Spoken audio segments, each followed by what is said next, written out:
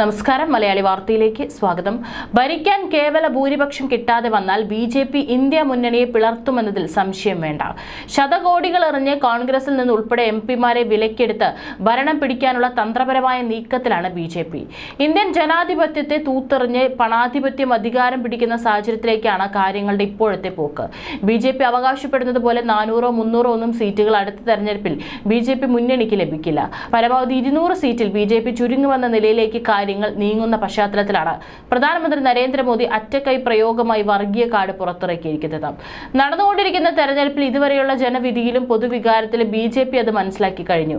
തനിച്ചു ഭരിക്കാനുള്ള ഭൂരിപക്ഷമൊന്നും ഈ തെരഞ്ഞെടുപ്പിൽ ബിജെപിക്ക് ലഭിക്കില്ലെന്ന് ബിജെപിക്കും വ്യക്തമായി കഴിഞ്ഞു. ഉത്തർപ്രദേശിലും ഉത്തരാഞ്ചലിലും ഗുജറാത്തിലും മധ്യപ്രദേശിലും രാജസ്ഥാനിലും മഹാരാഷ്ട്രയിലും ബിജെപി മോശമല്ലാത്ത നേട്ടമുണ്ടാക്കും. ഈ സംസ്ഥാനങ്ങളിൽ നിന്ന് മാത്രം ബിജെപി 100 സീറ്റുകൾ സ്വന്തമാക്കിയേക്കാം. ഇനിയുള്ള ദിവസങ്ങളിൽ കോൺഗ്രസിനെ പരമാവധി പിളർത്താനും നേതാക്കളെ വിലക്കെടുക്കാനുമുള്ള നീക്കങ്ങളാണ് അണിയറയിൽ പുരോഗമിക്കുന്നത്. മറ്റ് സംസ്ഥാനങ്ങളിൽ നിന്ന് എല്ലാമായി പരമാവധി 100 സീറ്റുകൾ കൂടി ലഭിക്കാനുള്ള സാധ്യതയെ ഇന്നുള്ളൂ എന്നതാണ് ബിജെപി ആശങ്കപ്പെടുത്തുന്നത്.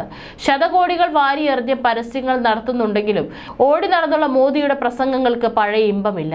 ജനങ്ങളെ പിടിച്ചു നിർത്താനോ അതൊക്കെ വോട്ടാക്കി മാറ്റാനോ മോദിക്ക് സാധിക്കുന്നില്ല. ബിജെപിയിലെ രണ്ടാമനായ അമിത്ഷായ്ക്കും ജനങ്ങൾക്ക് മുന്നിൽ താരമായി മാറാൻ സാധിക്കുന്നില്ല.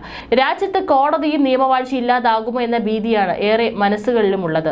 പശ്ചിമ ബംഗാൾ, ഡൽഹി, പഞ്ചാബ്, തമിഴ്നാട്, കർണാടക, തെലങ്കാന, ഛത്തീസ്ഗഡ് സംസ്ഥാനങ്ങളിൽ ബിജെപിക്ക് കാര്യമായ നേട്ടമൊന്നും ലഭിക്കില്ല.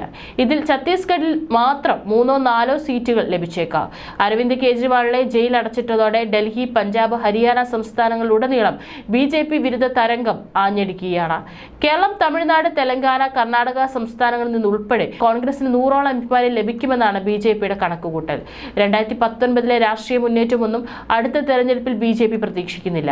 ബിജെപി ഭരണത്തിൽ മതന്യൂനപക്ഷങ്ങൾ സുരക്ഷിതമല്ലെന്നും ഇന്ത്യൻ ഭരണഘടനയുടെ നിലനിൽപ്പ് അപ്പാടെ അപകടത്തിലാണെന്നും വലിയൊരു ജനസമൂഹം ഭയപ്പെടുന്നു. മണിപ്പൂരിൽ ഉൾപ്പെടെ അരങ്ങേറുന്ന വർഗീയ ഭീകരവാഴ്ചയെ അമർച്ച ചെയ്യുന്നതിൽ ബിജെപി സർക്കാർ വൻ പരാജയമാണെന്ന ചിന്ത പരക്കിയുണ്ട്. ഇതിൽ കർണാടക, ഛത്തീസ്ഗഡ്, രാജസ്ഥാൻ, മധ്യപ്രദേശ് സംസ്ഥാനങ്ങളിൽ കോൺഗ്രസിൽ നിന്ന് വിജയിക്കുന്ന എംപിമാരെ വിലയ്ക്ക് വാങ്ങി ഇന്ത്യ മുന്നണിയുടെ സാധ്യത ഇല്ലാതാക്കാനാണ് ബിജെപിയുടെ ഇപ്പോഴത്തെ നീക്കം. സമാജ്വാദി പാർട്ടിയെ പിളർത്താനുള്ള നീക്കങ്ങൾ ഇപ്പോൾ തന്നെ അണിയറയിൽ ശക്തമായിരിക്കുന്നു. ഭയാനകമായ ഒരു രാഷ്ട്രീയ സാഹചര്യത്തിലേക്കാണ് ഇപ്പോഴത്തെ രാഷ്ട്രീയ നീക്കമെന്ന് പരക്കെ ആശങ്കപ്പെടുകയാണ്. വരും ദിവസങ്ങളിലെ പ്രചാരണത്തിൽ ബിജെപി വർഗീയ കാർഡ് പരമാവധി പുറത്തിറക്കാനും അത്തരത്തിൽ വോട്ട് നേടാനുമുള്ള ശ്രമമാണ് നടത്തിവരുന്നത്.